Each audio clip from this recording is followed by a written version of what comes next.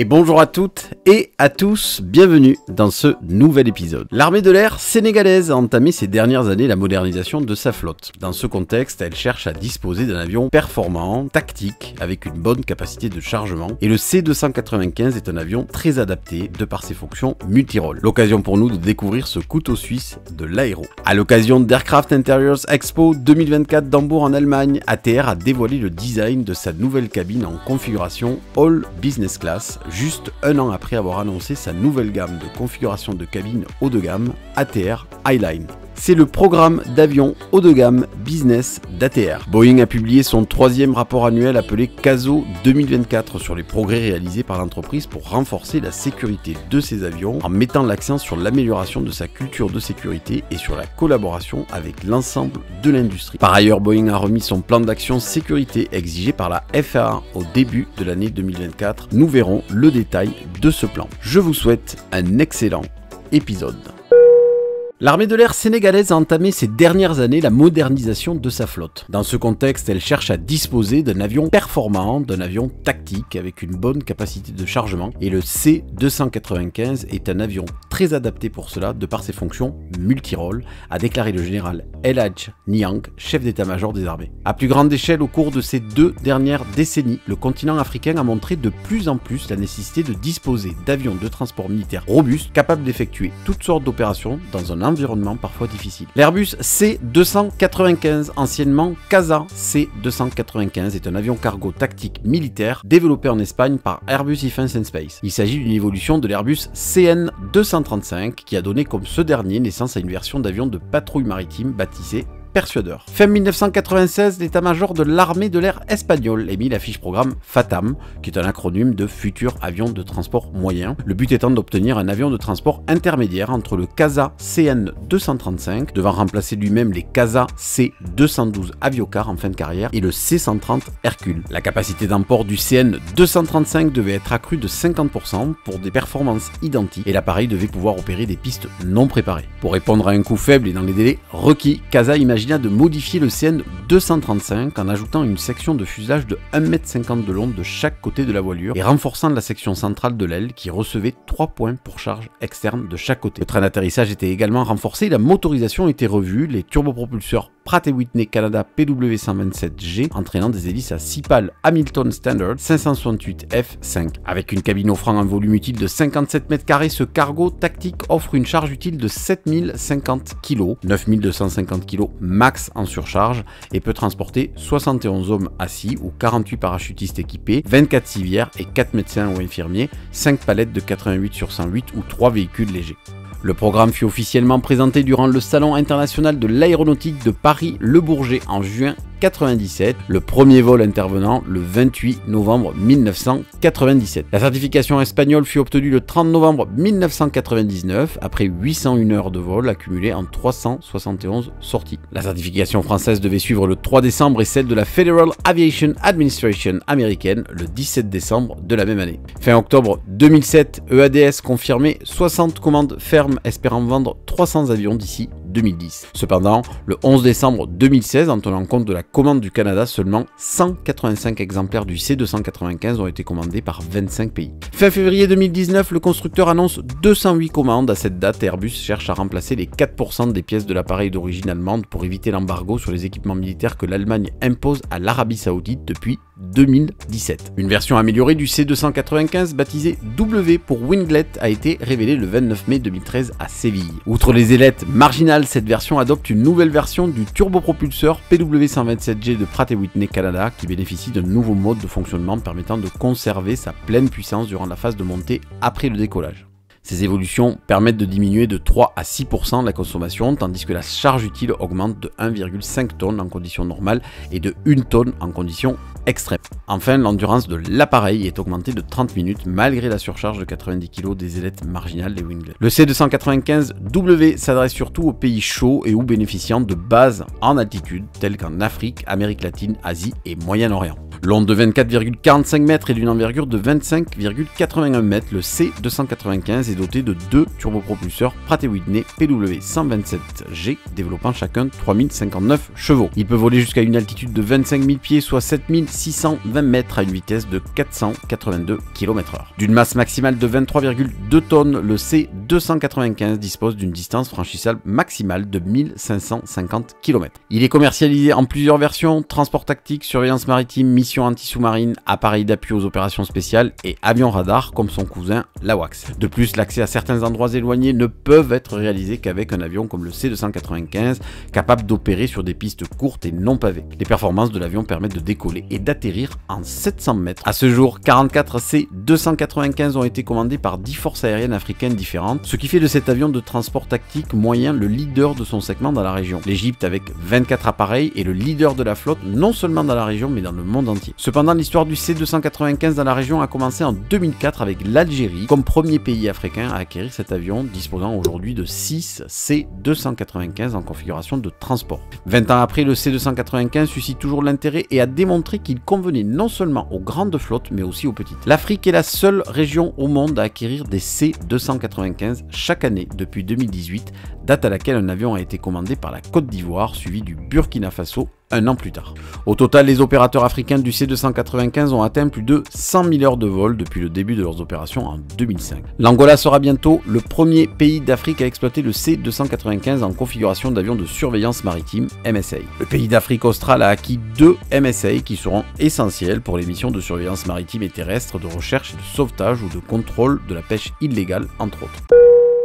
À l'occasion du salon d'Aircraft Interiors Expo 2024 d'Hambourg en Allemagne, ATR a dévoilé le design de sa nouvelle cabine en configuration All Business Class, juste un an après avoir annoncé sa nouvelle gamme de configuration de cabine haut de gamme ATR Highline. En fait, c'est le programme d'avions haut de gamme business d'ATR. La gamme ATR Highline se compose de 5 configurations de cabines, chacune répondant aux différents besoins opérationnels des transporteurs aériens en quête d'une expérience de vol premium pour leurs clients. La première option est la multiclasse, un intérieur spacieux avec 50 sièges et une première classe. Deuxième option possible, Premium Flex. C'est la possibilité de conversion rapide des sièges doubles standard en sièges premium individuels grâce au concept unique X-Space Table d'ATR. Troisième option, All Business Classes, cabine pouvant accueillir jusqu'à 30 passagers pour satisfaire aux exigences des opérateurs sous part 135 et à celles des semi-privés. L'option multisection, un intérieur conçu pour le transport des chefs d'État ou des représentants de gouvernement. Et enfin, l'option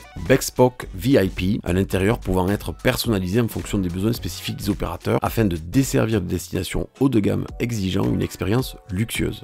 ATR a donc présenté au salon Aircraft Interiors Expo 2024 la cabine All Business Classes. Avec une disposition 1.1 unique, l'intérieur de cette gamme comprend des sièges d'affaires individuels spacieux avec vue directe sur la fenêtre et accès au couloir, offrant un espace personnel et une intimité exceptionnelle. Nommés Eterea, ces nouveaux sièges sur mesure ont été conçus et fabriqués par Gaven et offrent suffisamment d'espace pour les jambes et d'inclinaison, ainsi qu'une largeur de 21,6 pouces. Chaque siège dispose d'une console latérale personnelle qui sert à la fois de table et de compartiment de rangement. Des équipements rendus possibles par la section transversale plus large de l'ATR, offrant un niveau de confort et de commodité non disponible dans les jets régionaux plus étroits actuellement en service. Le siège business Eterea a été conçu spécifiquement pour ATR par Gaven. Il s'adaptera au rail de siège standard d'ATR pour simplifier la personnalisation et la modernisation des avions. La classe affaires offre plusieurs options comme un plafond dégagé grâce à la suppression des compartiments supérieurs, des ports de chargement USB A plus C, des divertissements en vol, un accès internet haut débit et des définitions matérielles de haute qualité. Berjaya Air, cliente de lancement et compagnie aérienne basée en Malaisie, déploiera 2 de ses ATR 72-600 Highline All Business Class personnalisés à partir de 2025 pour desservir les nombreux hôtels et complexes de luxe du groupe. ATR a eu la bonne idée de se positionner sur le marché d'affaires sous l'angle écologique puisque les ATR consomment beaucoup moins de carburant qu'un jet à réaction. Émettant 45% de CO2 en moins que les avions à réaction de taille similaire, les avions équipés d'ATR Highline ont pour ambition de bouleverser l'industrie du voyage régional de l'intérieur et à accélérer la décarbonation de la mobilité aérienne régionale. Boeing a publié son 3e rapport annuel appelé CASO 2024 sur les progrès réalisés par l'entreprise pour renforcer la sécurité de ses avions en mettant l'accent sur l'amélioration de sa culture sécurité et sur la collaboration avec l'ensemble de l'industrie pour réduire les risques. Le rapport résume le travail continu avec des initiatives à long terme avec les clients et l'ensemble du secteur et de ses fournisseurs, ainsi que les changements apportés par l'entreprise qui répondent aux recommandations du groupe d'experts autorisé par le Congrès américain et initié par la FAA. Le rapport CASO 2024 comprend les actions à long terme de Boeing et les étapes franchies au cours des 12 derniers mois. Depuis l'accident du 737-9 en janvier 2024, l'entreprise a redoublé d'efforts pour encourager les employés à faire part de leurs préoccupations concernant la sécurité, la qualité et la conformité des produits et services. C'est le premier axe de ce rapport, encourager tous les salariés à signaler les problèmes. Le résultat a été une augmentation de plus de 500% des déclarations et signalements appelés Speak Up début 2024 par rapport à la même période en 2023. Ces déclarations permettent à chaque salarié de déclarer ou de signaler des problèmes. Deuxième axe d'amélioration, la formation. En 2023, Boeing a lancé une plateforme d'apprentissage numérique, Safety Experiences at Boeing, permettant aux employés d'apprendre et d'appliquer les bonnes pratiques en termes de sécurité appliquées à leur travail. Pour compléter la formation au leadership, Just Culture Essentials, introduite en 2021, Boeing a lancé l'année dernière les Just Culture Guiding Principles, les principes de culture sécurité à l'attention des dirigeants et des équipes afin de créer un environnement dans lequel les employés se sentent en sécurité et habilités à signaler les erreurs, permettant ainsi d'apprendre à éviter qu'elles ne se reproduisent. Troisième axe, mise en place de conseils du système de gestion de la sécurité des unités commerciales. Objectif, identifier, suivre et atténuer les risques dans leur périmètre respectif. Quatrième axe d'amélioration, l'utilisation élargie de sources de données externes sur la sécurité et une collaboration avec la FAA pour développer des algorithmes d'apprentissage automatique afin d'identifier les dangers émergents et les tendances en matière de sécurité. Cinquième axe, la communication entre les concepteurs et les utilisateurs. L'idée étant que les ingénieurs concepteurs puissent vérifier que les systèmes fonctionnent de la manière dont les concepteurs les ont eux-mêmes conçus, mais surtout que les systèmes fonctionnent comme prévu. Sixième axe, c'est la formation des utilisateurs, l'extension des programmes de formation et d'évaluation basés sur les compétences CBTA à 5 autres compagnies aériennes et à un total de 9 clients. Cette approche de formation associe des compétences comprenant des connaissances techniques essentielles à des compétences de leadership telles que le travail d'équipe, la communication et la gestion de la charge de travail afin de maximiser la compréhension des produits. Septième axe, l'augmentation du nombre de représentants des opérations Boeing au sein des compagnies aériennes. Ces représentants qui comprennent des pilotes et d'autres experts en vol aident les équipages de plus de 170 opérateurs mondiaux à assurer l'exploitation sûre et efficace des avions. En résumé, Boeing a clairement compris que la sécurité résultait en grande partie dans l'humain. Aussi, le rapport et les actions de Boeing pour améliorer la sécurité est clairement axé sur l'humain, ce qui est une très bonne chose. Boeing encourage l'ensemble de ses salariés à parler et surtout à communiquer lorsqu'un problème survient. Pour cela, Boeing mise aussi en grande partie sur de la formation, notamment du management, pour encourager la communication au sein des mêmes équipes. Par ailleurs, début 2024, la FAA avait sommé Boeing de produire un plan d'action correctif et profond dans les 3 mois. C'est dans ce contexte que la haute direction de Boeing a rencontré la FAA le 30 mai pour présenter la feuille de route et discuter de sa mise en œuvre future. L'entreprise a élaboré cette proposition au cours des 90 derniers jours avec la contribution de la FAA tout au long du processus. Boeing est également désormais tenu de disposer d'un système de gestion de la sécurité obligatoire qui garantira une approche structurée, reproductible et systématique pour identifier les dangers et gérer les risques. Immédiatement après le 5 janvier, la FAA a pris des mesures sans précédent pour accroître la surveillance de Boeing. Au cours des 90 derniers jours, cela s'est traduit partout, depuis l'augmentation du nombre d'inspecteurs de sécurité dans les installations jusqu'à l'arrêt de l'expansion de la production. Aujourd'hui, nous avons examiné la feuille de route de Boeing pour établir une nouvelle norme de sécurité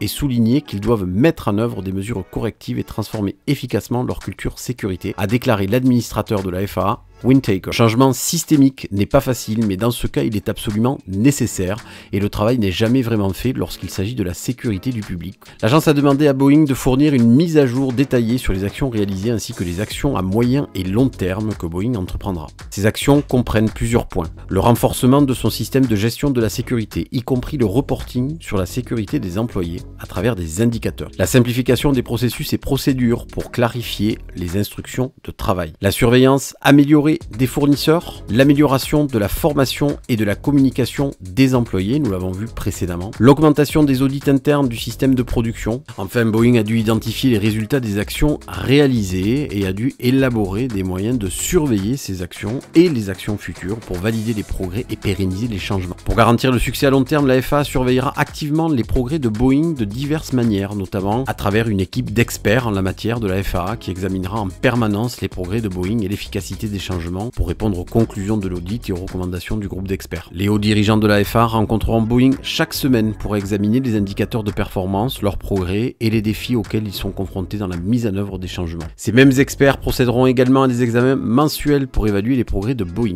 La FAA poursuivra sa surveillance renforcée de Boeing et de ses fournisseurs à travers les actions suivantes: plus d'inspecteurs de sécurité dans les installations de Boeing et de Spirit AeroSystems, plus de conversations avec les employés des entreprises pour évaluer l'efficacité des changements, des inspections supplémentaires aux points critiques du processus de production et des audits de process de production, une surveillance accrue des paramètres du système qualité pour identifier tout domaine de préoccupation. Enfin, la FAA a indiqué que l'administrateur Wintaker s'était rendu dans l'usine de Boeing à Renton dans l'état de Washington pour voir la chaîne de production du 737 et entendre directement les ingénieurs, les mécaniciens et d'autres personnes de Boeing sur les processus de contrôle qualité.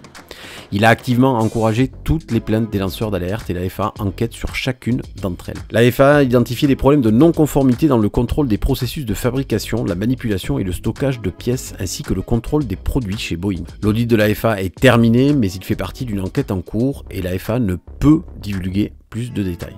L'aéronautique est le secteur le plus sûr au monde parce que dans toute son histoire, le secteur a su capitaliser de ses erreurs. Chaque accident ou incident a apporté aux avions d'aujourd'hui leur niveau de sécurité. On voit ici aussi que Boeing change sa façon d'opérer et en sortira probablement grandi avec une sécurité accrue dans les années à venir.